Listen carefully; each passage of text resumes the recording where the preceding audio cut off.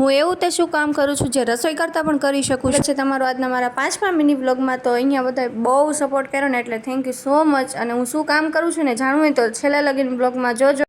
જો રસોડામાંથી બહાર આવીને જોયું તો આ ભાઈ તો બે એવા તોફાન કરે છે ને. આ ગાડી કઈ બાજુ જાય છે ને જરી કોમેન્ટ કરીને કહેજો તો યાર.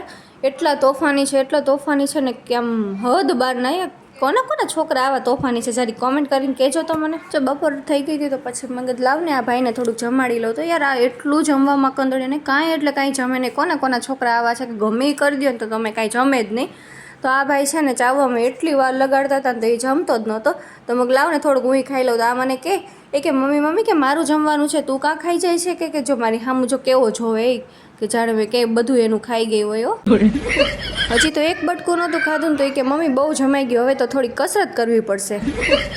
જો અહીંયા છે ને હું વર્ક વિશે થોડુંક જણાવતી હતી ત્યાં પાછા આવી ગયા ભાઈ કે મમ્મી કે હવે મને રમાડ કે મારે વિડીયોમાં આવવું છે. હાલ તો તને દેખાડી દઉં થોડોક. તો આ બધાને છે ને હાઈ કહેતો તો જય માતાજી કહેતો તો એને થોડાક વાલુડિયા કરીને ગલુડિયા જેવું થઈને પછી પાછું વયું જાય. થોડીક વારે આવે અને વાલા કરીને મારું 2 કલાકનું કામ મને 5 કલાકે પૂરું કરાવે.